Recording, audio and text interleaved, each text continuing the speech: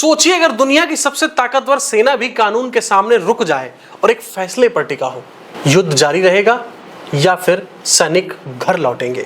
1 मई एक तारीख नहीं है, बल्कि ट्रंप की सबसे बड़ी परीक्षा बन चुकी है। नमस्कार, आप देख रहे हैं न्यूज फीड और मैं हूं शिवम यादव आपके साथ। आज बात उस जंग की करेंगे जो सिर्फ अमेरिका और ईरान के बीच नहीं, बल्कि सत्ता और सिस्टम के बीच भी लड़ी जा रही है। 28 फरवरी जब अमेरिका ने इजराइल के साथ मिलकर ईरान पर हमला किया, तब शायद ये सोचा भी नहीं होगा कि एक दिन यही जंग कानून के जाल में फंस जाएगी।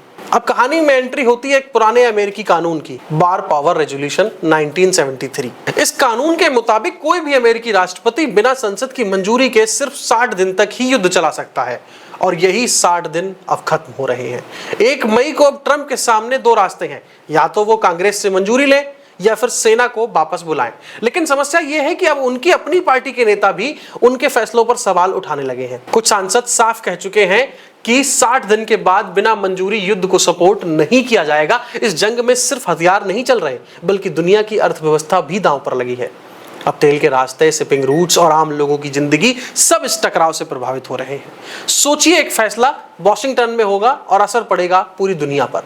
स्थिति और भी तनावपूर्ण है। समुद्र में टकराव बढ़ रहा है, जहाज जब्त हो रहे हैं, युद्ध विराम बार बार टूट रहा है, और ट्रंप साफ कह चुके हैं कि वो जल्दबाजी में कोई भी फैसला नहीं करेंगे, बल्कि अस्थायी समाधान चाहते हैं। अब सबसे बड़ा सवाल यहां पर यह है कि क्या ट्रंप कानून के आगे झुकेंगे या फिर किसी रास्ते से जंग जारी रखेंगे, क्योंकि अगर मंजूरी नहीं मिली तो अमेरिका को ईरान से अपनी सेना वापस बुलानी पड़ेगी।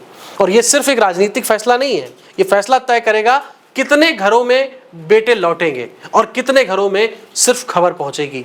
1 मई अब सिर्फ एक तारीख नहीं बची, बल्कि इतिहास का मोड़ बन चुकी है। फिलहाल इस बड़ी खबर पर नजर रहेगी। आप देखते रहिए न्यूज फीड और मैं हूं शिवम यादव आपके साथ। मिलते हैं अगली खबर में।